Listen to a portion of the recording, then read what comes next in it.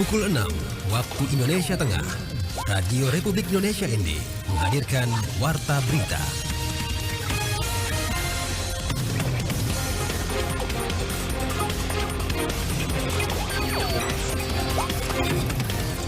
Selamat pagi saudara, Anda mendengarkan Warta Berita edisi Kamis 26 Oktober 2023 dengan sari berita. Pemerintah Provinsi NTT mendorong agar seluruh produk UMKM NTT masuk ke platform digital.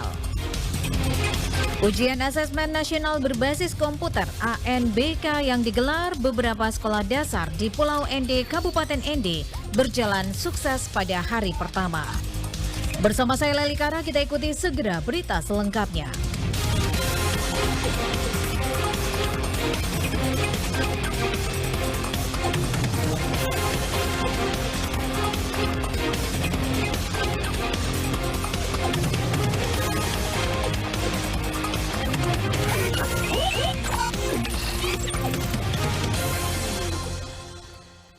Pemerintah Provinsi NTT mendorong agar seluruh produk UMKM NTT masuk platform digital. Dari 89.000 pelaku UMKM di NTT, baru 3 produk masuk ke platform digital. Maksud kami baru 3% masuk platform digital. Selengkapnya disampaikan Ferry So'o.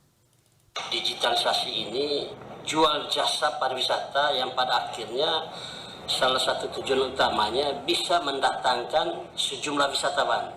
Digitalisasi UMKM kini mulai masif dijalankan seiring dengan perkembangan teknologi dan informasi yang terus berlangsung pesat dan terus menawarkan kemudahan bagi bisnis. Dengan berada di dalam ekosistem digital, UMKM bisa mengakses pasar yang lebih luas dan alternatif pendanaan untuk meningkatkan kapasitas usaha. Kepala Dinas Pariwisata dan Ekonomi Kreatif Provinsi NTT, Z Zoni Libing mendorong agar pelaku UMKM di NTT go digital dengan memanfaatkan seluruh platform yang ada agar karya maupun hasil produksi UMKM NTT pasarnya tidak terbatas di tingkat lokal. Baik itu fashion berupa tenun ikat kita, baik itu kuliner, baik itu kriya, semuanya tentu kita ingin pasarkan melalui digitalisasi itu. Demikian juga promosi pariwisata, sehingga peta digitalisasi di NTT ini sudah berjalan, walaupun belum semuanya menggunakan digitalisasi dalam memasarkan produk-produk ekonomi kreatif. Sementara anggota DPRD NTT Yohanes Rumat mendorong agar pemerintah fokus digitalisasi di bidang pariwisata. Promosi destinasi dan ikutannya akan berdampak pada penjualan produk pelaku UMKM NTT. Digitalisasi ini jual jasa pariwisata yang pada akhirnya salah satu tujuan utamanya bisa mendatangkan sejumlah wisatawan dari berbagai benua maupun wisatawan Nusantara.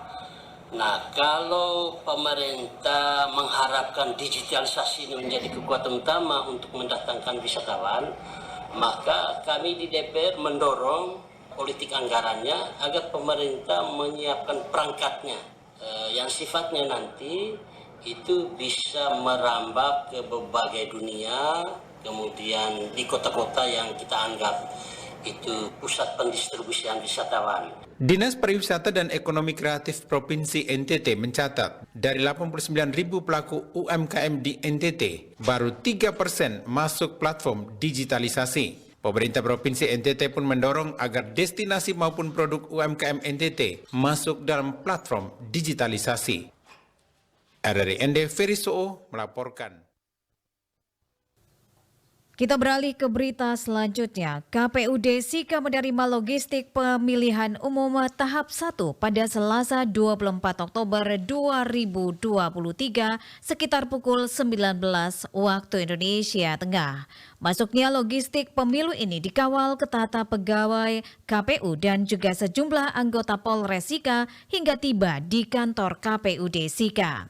Juru bicara KPUD Sika Herimanto mengatakan logistik pemilu yang tiba merupakan logistik pemilu tahap 1 berupa 4.020 bilik suara, untuk 1.005 TPS.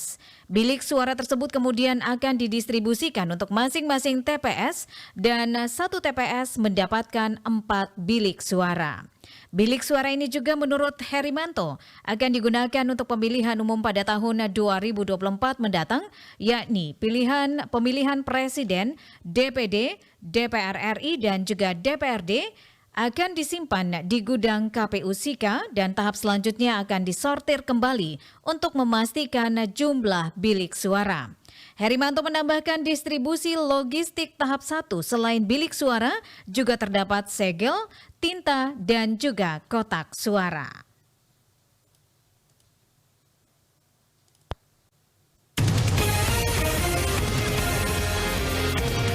Anda sedang mendengarkan Warta Berita RRI ND.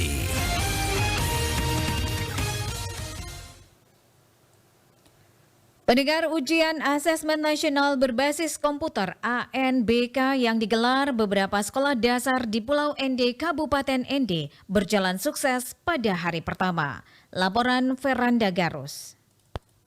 Pelaksanaan ujian ANBK ini fokus pada materi literasi, karakter, numerasi, dan survei lingkungan belajar, dan kegiatan ini berlangsung selama 2 hari.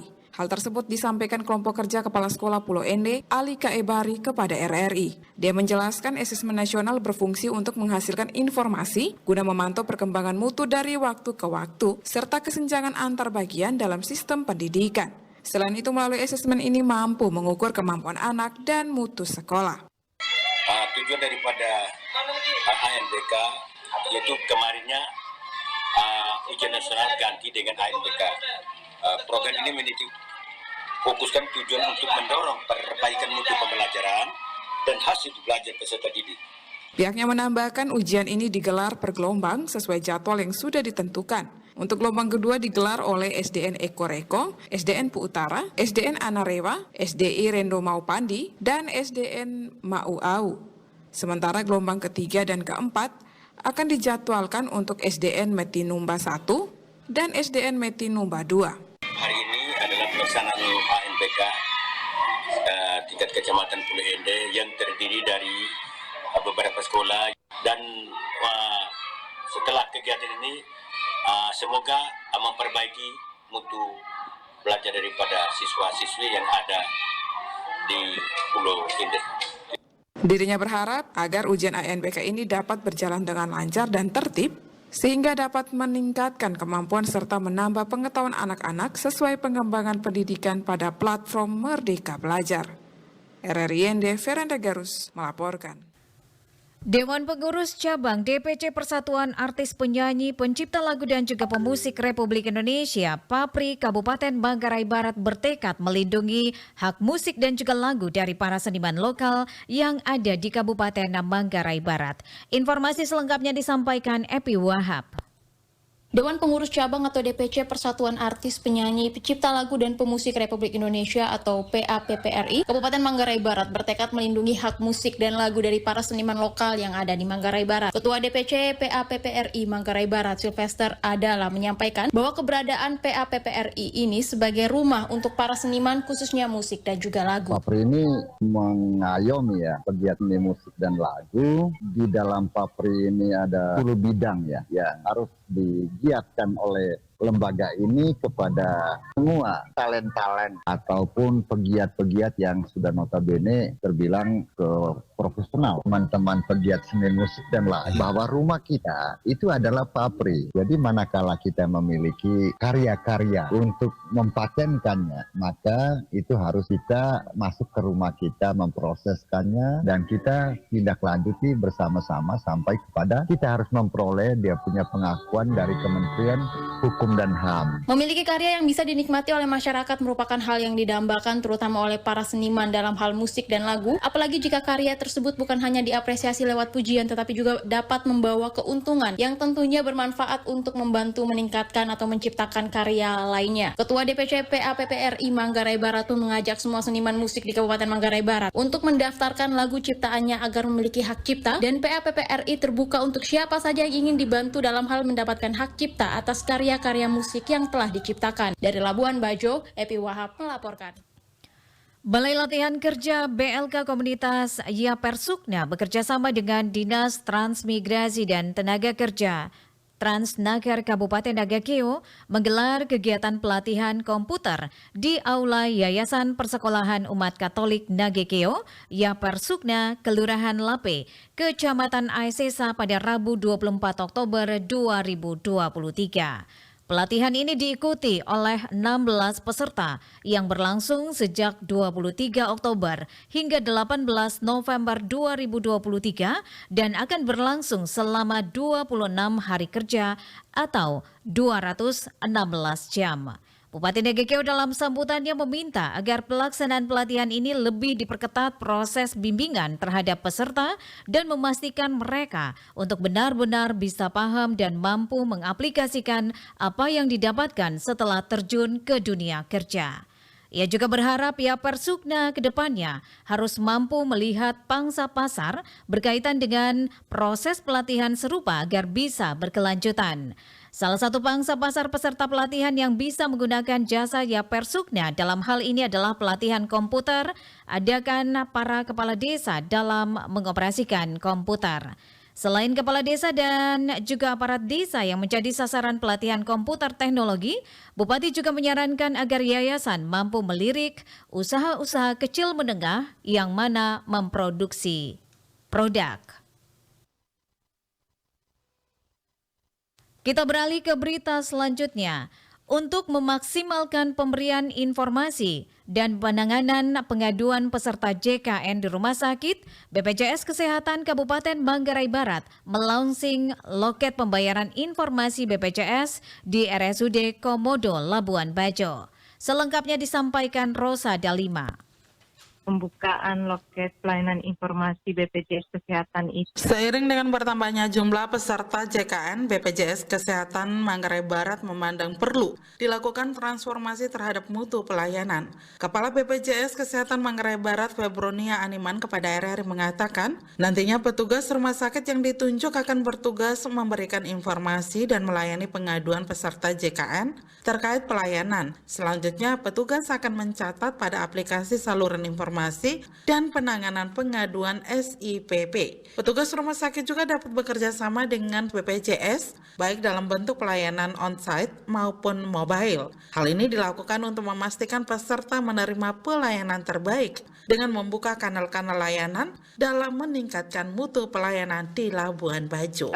Tujuan utamanya adalah peningkatan mutu layanan. Salah satu upaya peningkatan mutu layanan ini juga artinya kita harus menyiapkan kanal-kanal yang mudah diakses oleh masyarakat, terutama peserta JKN. Inovasi terbaru itu selain peserta JKN bisa menggunakan aplikasi untuk menyampaikan pengaduan atau membutuhkan informasi, nah kami sekarang itu menyiapkan loket pelayanan tatap muka yang disiapkan di rumah sakit. Lebih lanjut, Febronia jelaskan waktu pelayanan di loket juga disesuaikan dengan jam pelayanan rawat jalan di rumah sakit. BPJS Kesehatan juga memperkenalkan portal Quick Response Poros yang ditempatkan di fasilitas kesehatan. Inovasi ini membawa kemudahan digital bagi peserta JKN dalam mengakses aplikasi pendukung yang disiapkan oleh BPJS Kesehatan serta memperlancar proses pelayanan di fasilitas kesehatan.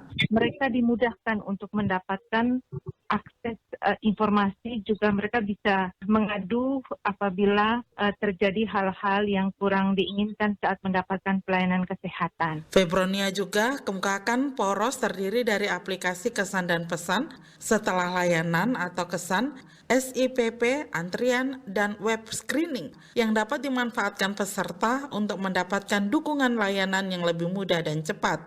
Dia memastikan dalam waktu dekat seluruh rumah sakit yang ada di Labuan Bajo akan memiliki loket pelayanan informasi BPJS. RRI Ende, Rosa Dalima melaporkan.